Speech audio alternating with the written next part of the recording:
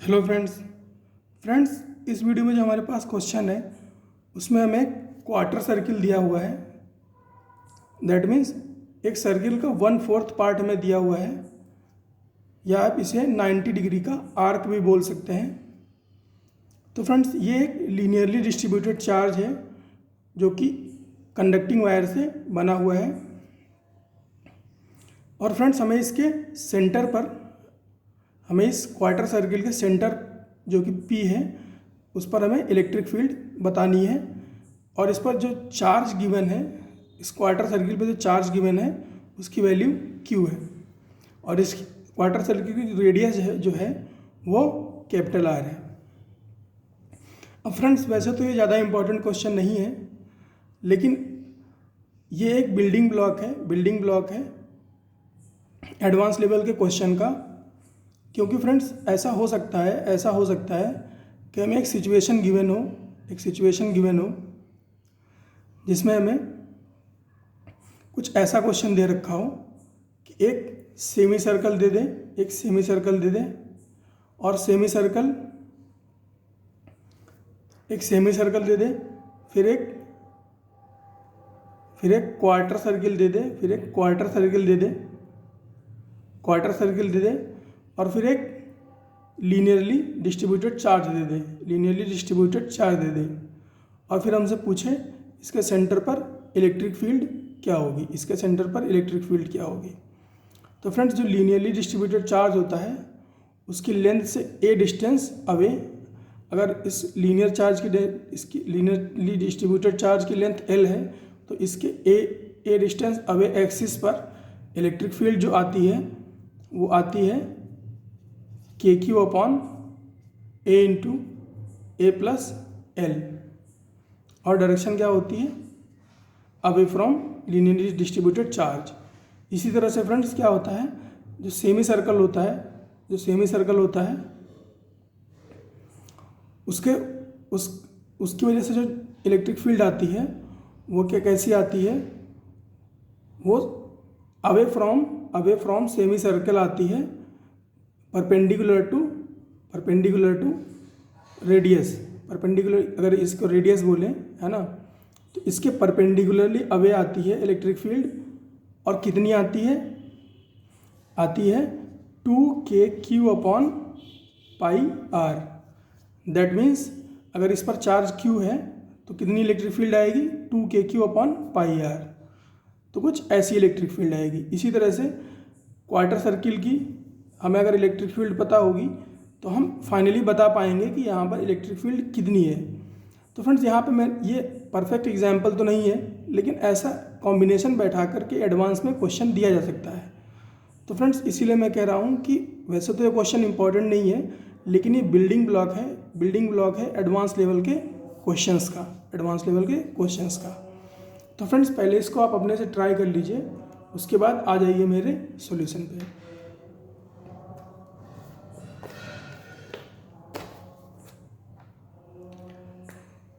तो friends semi circle के centre पे जो इलेक्ट्रिक फील्ड होती है उसको डिराइव करना तो थोड़ा इजी है क्योंकि सिमेट्री मिल जाती है। लेकिन फ्रेंड्स क्वार्टर सर्किल में क्या होता है, क्वार्टर सर्किल में सिचुएशन थोड़ी डिफरेंट होती है, क्योंकि फ्रेंड्स यहाँ पर सिमेट्री नहीं मिलती, क्वार्टर सर्किल में सिमेट्री नहीं मिलती। तो फ्रेंड्स करना यहाँ पर भी वैसा ही काम होता है, लेकिन यहाँ पर हमें बस 2 बार इंटीग्रेट करना पड़ेगा। तो फ्रेंड्स करना शुरू करते हैं। करेंगे भाई, एक क्या करेंगे, अगर इसको मैं थीटा इज इक्वल टू 0 बोलूँ, या इसको मैं बोलूँ एक्सिस, है ना, इसको मैं एक्सिस बोलूँ, तो एक्सिस से थीटा डिग्री ऊपर जाकर, है ना फ्रेंड्स, ये टोटल एंगल 90 है, तो एक्सिस से थीटा डिग्री ऊपर जाके डी थीटा एंगल का एक आर्क ले लेंगे। इसको हम क्या बोलेंगे, एलिमेंटल चार्ज। इसकी लेंथ कितनी हम मान रहे हैं, dl की वैल्यू कितनी होगी, जितनी लेंथ आर्क की होती है डी थीटा एंगल के आर्क की जितनी लेंथ होती है उतनी ही इस dl की वैल्यू हो जाएगी। तो फ्रेंड्स क्योंकि इस सेमी सर्कल की रेडियस r है और ये एलिमेंटल चार्ज की जो लेंथ जो एंगल है वो d थीटा है, तो इसकी लेंथ कितनी हो जाएगी, इसकी लेंथ हो जाएगी r d थीटा। और इस एलिमेंटल चार्ज का जो वैल्यू है वो अभी हम dq ही मान रहे हैं, है ना, फर्दर इसको रिजॉल्व कर लेंगे। तो फ्रेंड्स इस एलिमेंटल चार्ज की वजह से इलेक्ट्रिक फील्ड क्या होगी, क्योंकि ये प्लस चार्ज है, अभी हमने इसको प्लस चार्ज की तरह से ट्रीट किया है, तो क्या होगी, डायरेक्टली अवे होगी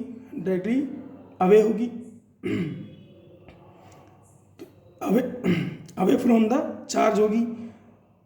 और फ्रेंड्स ये हो गई डी की डायरेक्शन।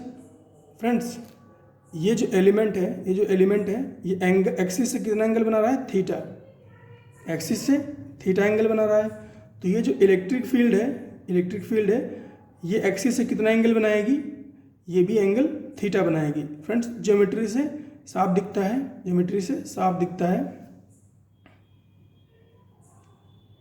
अगर नहीं दिख रहा है फ्रेंड्स तो इसको देखिए, ये कुछ ऐसी सिचुएशन होगी, एक्स बनाएगा तो ये अगर थीटा है तो ये भी थीटा होगा, तो वही सिचुएशन है फ्रेंड्स, यहाँ पर ये जो एंगल है वो थीटा होगा।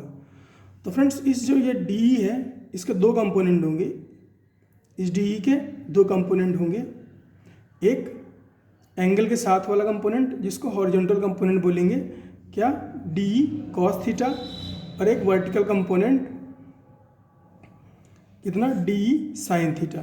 दो कंपोनेंट हो जाएंगे फ्रेंड्स इस इलेक्ट्रिक फील्ड के। तो फ्रेंड्स अगर एक्स एक्सिस में इलेक्ट्रिक फील्ड की बात करें, तो क्या हो जाएगी, E X integration of D cos theta. इस डी कॉस थीटा को अगर हम इंटीग्रेट कर दें तो हमें एक्स एक्सिस में टोटल इलेक्ट्रिक फील्ड मिल जाएगी। और इसी तरह से अगर हम इस डी साइन थीटा को इंटीग्रेट कर देंगे तो हमें वाई एक्सिस में टोटल इलेक्ट्रिक फील्ड मिल जाएगी। और फ्रेंड्स जब हमारे पास ई एक्स और ई वाई मतलब कि एक्स एक्सिस और वाई एक्सिस में इलेक्ट्रिक फील्ड दोनों हमारे पास होगी, तब हम नेट इलेक्ट्रिक फील्ड निकाल सकते हैं। कैसे, root under E x square plus E Y square, है ना, ये वेक्टर सम का फॉर्मूला होता है। तो फ्रेंड्स ये तो हो गई कॉन्सेप्ट की बात, अब इसकी मैथ समझते हैं क्या होगी। तो फ्रेंड्स डीएल की जो वैल्यू है वो क्या होगी, आर डी थीटा, अभी हमने डिस्कस किया था। तो फ्रेंड्स डी क्यू की वैल्यू कितनी हो जाएगी, फ्रेंड्स इस सेमी सर्कल पे टोटल चार्ज कितना है, क्यू, सेमी सर्कल पे टोटल चार्ज है क्यू, तो इसकी लीनियर चार्ज डेंसिटी कितनी हो जाएगी, लीनियर चार्ज डेंसिटी लेमडा की बात करें तो total charge divide by total length कितनी है, π/2 इंटू आर, π/2 इंटू आर, तो लेमडा की वैल्यू हो गई 2q/πr। तो फ्रेंड्स dq क्या हो जाएगा, dq मीन्स एलिमेंटल चार्ज की वैल्यू, तो charge into linear charge length of charge into linear charge density equal to value of charge, तो linear charge density into length of charge lambda into R D theta, ये हो गई D Q की value. तो friends अब हमारे पास D Q की वैल्यू है, और एलिमेंट किसी भी पॉइंट चार्ज की वजह से इलेक्ट्रिक फील्ड क्या होती है, के क्यू अपॉन आर स्क्वायर। यहाँ पर पॉइंट चार्ज क्या है, डी क्यू है, तो पॉइंट डी क्यू की वजह से elemental electric field D E क्या होगी, K D Q upon R square, और इसमें हम वैल्यू पुट कर देंगे किसकी, डी क्यू की। तो हमारे पास क्या आ जाएगा, डी का वैल्यू आ जाएगा डी थीटा के टर्म्स में, तो के lambda R D theta, D Q की वैल्यू पुट करने के बाद के लेमडा आर डी थीटा। तो यहाँ से फ्रेंड्स इस आर स्क्वायर का एक आर कट जाएगा लेमडा आर के साथ, आर वाले की वजह से, तो एक आर दूसरे आर को काट देता है, तो अपने पास क्या बचता है, D is equal to K lambda D theta upon R, के lambda D theta upon R. तो फ्रेंड्स अब हमें अपने पास डी ई की वैल्यू है, अब हम ई एक्स निकालेंगे, है ना फ्रेंड्स, एक्स एक्सिस पे इलेक्ट्रिक फील्ड निकालेंगे, कितनी होगी, E X is equal to integration of D cos theta. तो E X is equal to integration of D cos theta. D की वैल्यू क्या है, K lambda D theta by are, के lambda D theta by R substitute कर दिया, into cos theta, ये वाला cos theta. अब के लेमडा बाई आर तो कांस्टेंट है, तो के लेमडा बाई आर को बाहर फेंक दिया, कॉस थीटा अंदर का बचा, कॉस थीटा डी थीटा। अब फ्रेंड्स लिमिट कहाँ से कहाँ तक लगाएंगे, तो फ्रेंड्स लिमिट इसमें देखिए, ये एक्सिस जो है वो एक्सिस जो है वो थीटा इज इक्वल टू 0 पे शुरू होती है और theta is equal to pi by 2 पे ख़त्म हो जाती है। यहाँ से यहाँ तक जो सेमी सर्कल जो क्वार्टर सर्किल है वो थीटा इज इक्वल टू 0 से theta is equal to pi by 2 तक प्रेजेंट है। तो हम लिमिट क्या लगाएंगे, 0 से पाई बाई 2 या 90 डिग्री। तो लिमिट लगा दी 0 से 90 डिग्री। तो फ्रेंड्स अब कॉस थीटा को इंटीग्रेट कर लेंगे, तो के लेमडा बाई आर अभी भी बाहर रहेगा क्योंकि कांस्टेंट है, अंदर क्या हो जाएगा, कॉस थीटा का इंटीग्रेशन साइन थीटा 0 से 90 डिग्री। तो फ्रेंड्स इसमें वैल्यू पुट कर लीजिए, साइन थीटा की वैल्यू क्या हो जाएगी, साइन 90 माइनस साइन 0, तो ये तो 0 हो गया, साइन 90 1 हो गया, तो क्या हो गया 1 माइनस 0, है ना, अंदर क्या हो गया 1 माइनस 0 इंटू के लेमडा बाई आर। तो ई एक्स की वैल्यू क्या आ गई, के लेमडा बाई आर। इसी तरह से बात करें अगर के ई वाई की अगर बात करें, electric field in Y direction या ऐसे कहें net electric field in Y direction, तो क्या हो जाएगी, integration of D E sine theta, vertical component of elemental electric field D E sine theta equal to D की वैल्यू क्या थी, K lambda D theta by R, substitute कर दिया K lambda D theta by R into sine theta. अब K lambda by are को बाहर फेंक दिया और लिमिट लगा दी 0 से 90 डिग्री। तो इंटीग्रेशन में क्या है अपने पास, sine theta D theta, sine theta का इंटीग्रेशन क्या हो जाएगा, माइनस कॉस थीटा, तो माइनस कॉस थीटा और लिमिट क्या है 0 से 90, तो वैल्यू क्या होगी, माइनस कॉस 90 माइनस कॉस 90 और ये माइनस माइनस प्लस कॉस 0। इस कॉस 0 की वैल्यू हो गई 1 और ये कॉस 90 0, तो अंदर क्या हुआ 1, तो 1 इंटू के लेमडा बाई आर क्या हो गया, के लेमडा बाई आर। तो ई वाई की वैल्यू भी क्या आ गई, के लेमडा बाई आर। अब फ्रेंड्स यहाँ पे इंटरेस्टिंग चीज़ देखिए, दोनों ई एक्स और ई वाई की वैल्यू क्या आई, के लेमडा बाई आर।